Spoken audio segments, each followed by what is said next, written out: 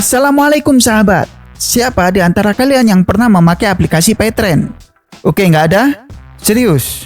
Nggak ada yang pernah pakai aplikasi ini? Wah, tapi kalau saya tanya, apakah kalian mendengar aplikasi Paytrend ini karena gara-gara muncul di media dan tersandung kasus? Yap, Paytrend memang pernah beberapa kali menjadi topik yang hangat diperbincangkan dan menyeret nama salah satu orang yang cukup dikenal di Indonesia. Yuk kita bahas dikit di sini.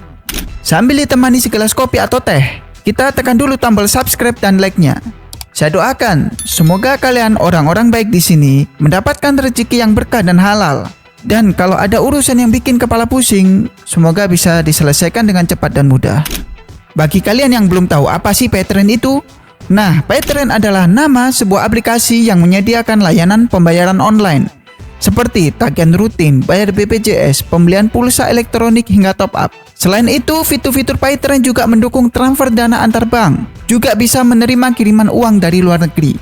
Dalam bisnisnya, Paytrend menawarkan dua kategori kepada konsumen, yakni sebagai pengguna saja atau sekalian jadi sales yang ikut menawarkan Paytrend.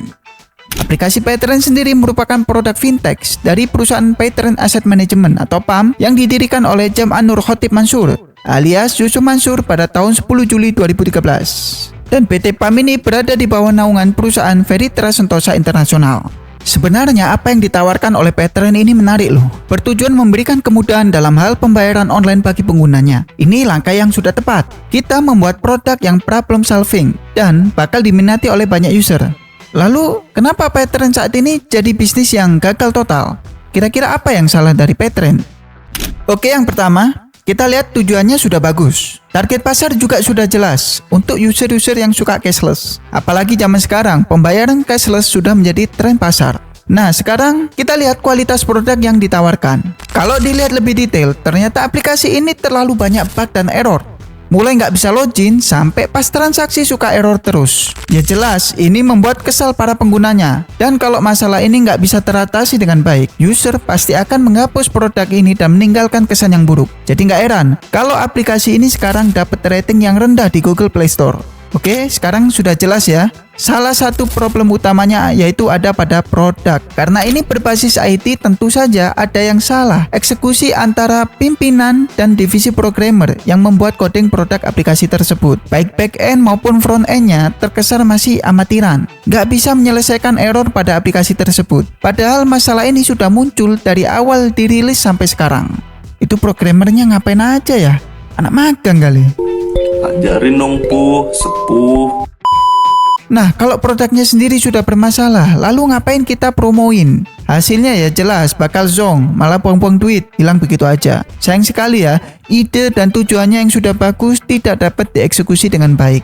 Struktur organisasi perusahaannya kalau kalian lihat itu diisi oleh orang-orang yang kurang berpengalaman dan bukan pada bidangnya. Bahkan saya lihat di struktur organisasinya ada yang namanya Widah, yang gak lain adalah anak dari Yusuf Mansur sendiri. Gak apa-apa sih, namanya orang tua pengen anaknya ikut berpartisipasi mengembangkan perusahaannya.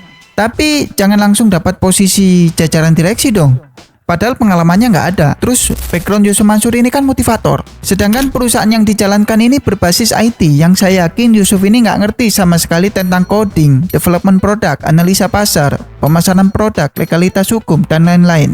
Ingat ya, walaupun kamu sebagai founder atau pemegang saham terbanyak yang ikut bekerja dalam organisasi perusahaan, kamu itu harus bisa membentuk winning team yang solid, berpengalaman, dan berkompeten dalam bidangnya. Nggak ada yang namanya perusahaan bisa sukses ketika diisi oleh orang-orang yang plonga-plongo atau minim pengalaman. Apalagi dia duduk di jabatan yang penting. Wah, cepat atau lambat ya bakal bubar itu perusahaan. Setelah mengantongi izin resmi, Paytrend mulai bergerilya dalam menjalankan berbagai macam bentuk promosinya. Seperti pada akhir tahun 2018-an, Paytrend membeli 10% saham klub sepak bola di Polandia senilai 42 miliar rupiah. Langkah ini cukup fatal, ceroboh, dan aneh sih.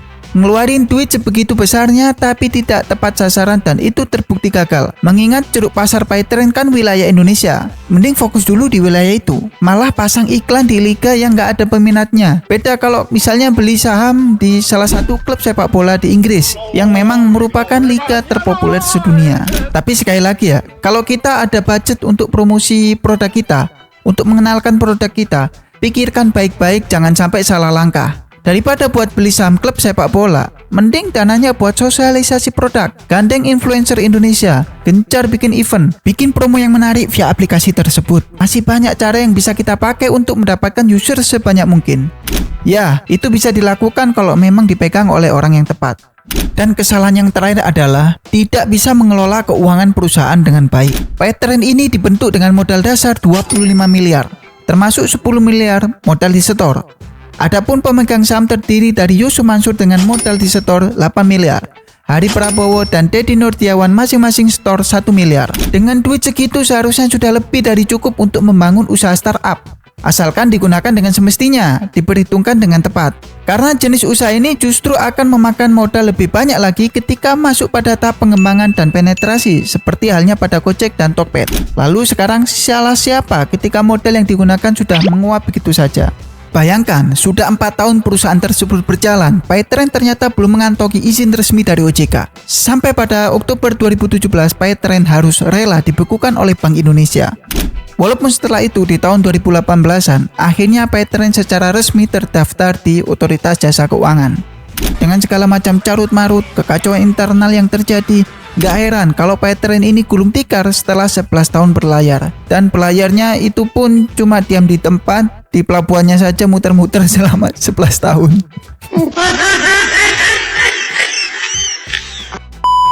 Sampai pada titik puncak yaitu dicabutnya izin beroperasi Paytrend oleh OJK pada tanggal 13 Mei 2024 kemarin. Karena dianggap telah melanggar sejumlah aturan pasar modal.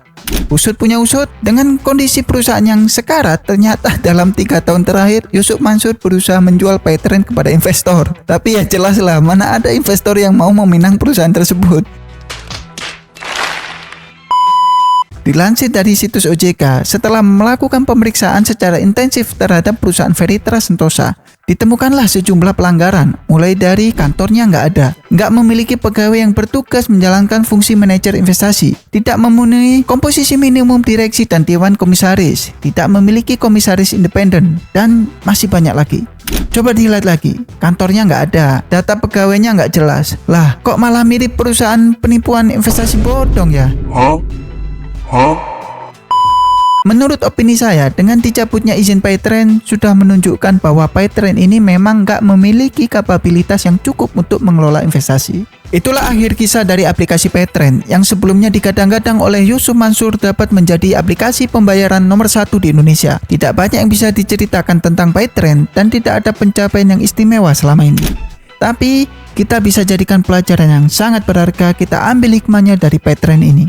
Dalam menjalankan bisnis memang harus siap mental dan menyiapkan peralatan yang tepat untuk membuat kapal ini berlayar dengan baik.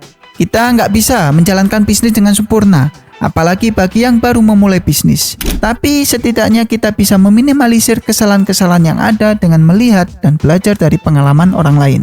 Berbisnislah dengan cara yang dianjurkan oleh Nabi Muhammad. Insya Allah akan menjadi berkah dan manfaat. Jangan berkecil hati dan takut gagal dalam menjalani usaha. Di setiap halangan, rintangan pasti ada jalan keluarnya.